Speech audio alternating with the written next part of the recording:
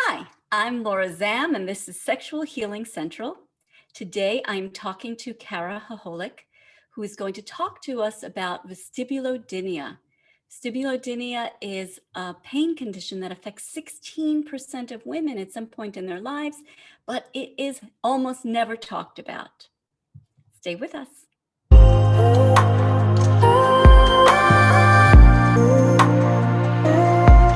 I'm really excited. Thanks for having me. Excellent. So I always have my guests just introduce themselves. You can tell us anything you like about yourself that you think is relevant. Sure. Well, like you said earlier, my name is Kara Hololik. I live outside of Grand Rapids, Michigan, with my husband and three small children. They are 8, 6, and 3. And I am the founder and CEO of Social for Good, which is a content marketing agency that specializes in socially conscious businesses and entrepreneurs and nonprofits. And yeah, I'm just really happy to be here to share my experience and to hopefully help other women that are having a similar experience and maybe that don't have a connection with anybody that they can talk to about it, or maybe are uncomfortable talking to their doctor, so they can, I guess, understand that it's more common and help them feel more supported. Yeah, thank you so much because part of my mission is to raise awareness by having people who've solved different kinds of problems come on so that we can get solutions be on the ground, especially Yes. so many of us with these kinds of issues have you know, gone from practitioner to practitioner to practitioner. But Oh, I'll for let sure. you actually tell your story. Yeah, so it's kind of an interesting story. I was in college, dating my boyfriend, who's now my husband, and I had an experience with genital warts, and so I had gotten that taken care of, and it was really just like right after that experience, I started having a lot of pain with sexual intercourse, and I just always associated it with the genital warts, and so when talking to my OB-GYN and talking to, other doctors when I did go to different specialists and things like that. To me, in my mind, that always was connected because it happened sort of at the same time. And so the doctors kind of associated it with that as well for a while. And so when I first had the conversation with my doctor about the pain I was experiencing, um, pretty much the conversation was, well, it's probably related to that. Like, just, wait for the healing to finish, and then it'll be okay.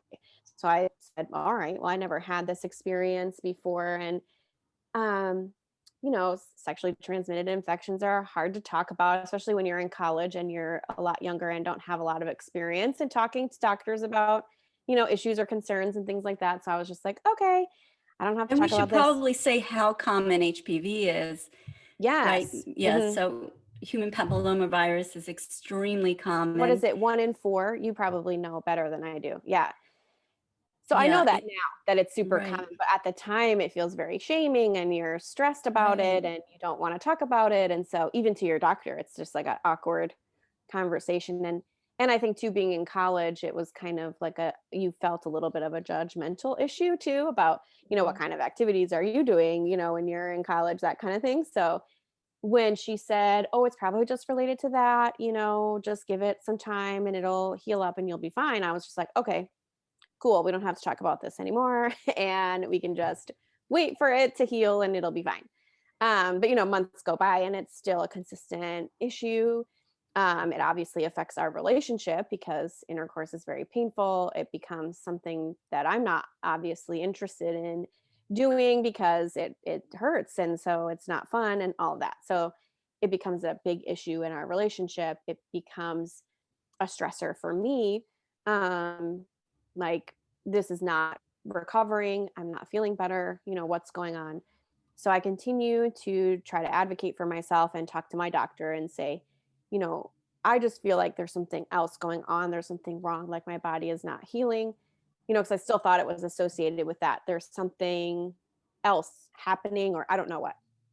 So, luckily for me, here in Grand Rapids, there are a couple of different urologists and specialists that kind of deal with vulvodynia and interstitial cystitis and just different kinds of those kind of pain syndromes. And so she referred me to a urologist that specializes in these kind of conditions. And so, I feel like that's kind of luck of the draw sometimes of where you live and the kind of medical professionals that you have access to. And so I went and I saw him a few times. And that's where the whole cascade of interventions and options and things began to, number one, try to rule out other things that it could be, to try and resolve the issue. Um, mhm, Yeah. All right. So I'm going to ask you to give us some advice if somebody's experiencing painful sex, and a lot of us really just don't know where to begin. mhm. What's your best advice for someone? Um, my best advice is to not give up on yourself. So, I mean, it took me years and a lot of different treatments and doctors and things to figure it out. And on one hand, it was frustrating that like it was sort of a relatively simple solution to fix it, but I would have never arrived there if I hadn't continued to advocate for myself and continued to push it that there's something not right here. This is not normal and this needs to be fixed somehow, some way.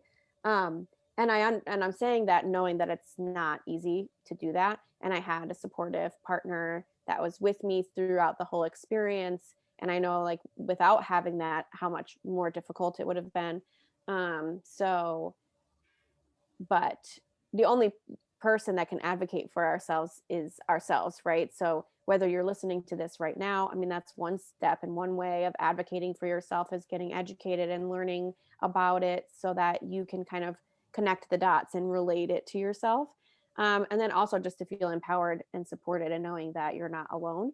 Because I certainly felt alone for a long time, not realizing that this was relatively common and other women experience this issue frequently, and that there are specialists and doctors and research done to kind of figure out why things are going on, or why you're in pain. And I think there's been a lot of progress since when I first, I mean, we were just talking about that earlier about the progress in the research. Because when I first experienced pain, it was kind of, hmm, I think there's this specialist that maybe could help you, but it wasn't super common. Where I feel like now, if I went to the doctor and explained it, I feel like there's a lot more awareness. That, oh, okay, I have other patients that have dealt with this. Like, here are my recommendations or whatever. Like, that would feel way more welcoming, and you would feel a lot more supported. Like, okay, this happens to other people. Like, I'll be able to figure this out. So I think just knowing that and just keep pushing forward, even though, the experiences and the appointments and all that can be stressful and traumatizing by themselves, in addition to everything that you're going through, to advocate for yourself and know your limits and be able to keep going and keep, if it doesn't feel right to you and you think that there's something more that's out there that can help you to keep pushing for that. Yeah, that's great. Yeah. And I just want to mention there are lots of Facebook groups right now for Mm, people who have these kinds of issues. Just do a quick search on Facebook. You'll find a lot of supportive groups. So I love what you're saying about finding support, mhm, um, especially amongst people who have, are going through this, and can share tips and their own experience. Finding a practitioner, I think, is so good. And these days we can. mm. Whereas, right, nobody knew. My condition started, back in the in the 80s. Nobody knew Right. I anything mean, about this. mhm, Yeah. So, and I just love that. And I also, I really want to land on the way that you advocated for yourself by speaking up, by pursuing this, by talking to your doctor in the first place, which is so hard for us. mhm, 75% of women experience painful sex at some point in their lives. 5% talk to their doctors about it. mm. I believe that. Right. Yeah. I mean, even just, regardless of this experience, even just like other experiences that I've had with with physicians and things like that, and having to really advocate for myself, and switching providers. If you have a provider that isn't supporting you, Mhm. and not listening to your story or your pain, to find a new one. And we have the power to do that, but it's like feels really uncomfortable, to be like, I'm firing you as my doctor and finding someone else. But like, we have the power to do that, and we should do that, if Yeah, but I recognize there's so much privilege in me being able to say that and do that, and have the knowledge and the ability to do that. So I fully recognize that. But I think the more that we talk about it and share our stories and share how we did that, how I switched offices to somebody else so that I could get the care that I needed, then it gives even more women the tools to do that as well. definitely. It gives them the tools and the empowerment or the Hmm. encouragement to do that. And yeah, it's very important on whatever level we can that we speak up, that we try to get this we try to get this resolved. Hmm. Whether and if we're not getting the help that we need, yeah, that we keep going. Hmm. Yeah, Yeah. perfect. Thank you so much. This has been such a great conversation, and I'm just really touched that you want to come on and help people.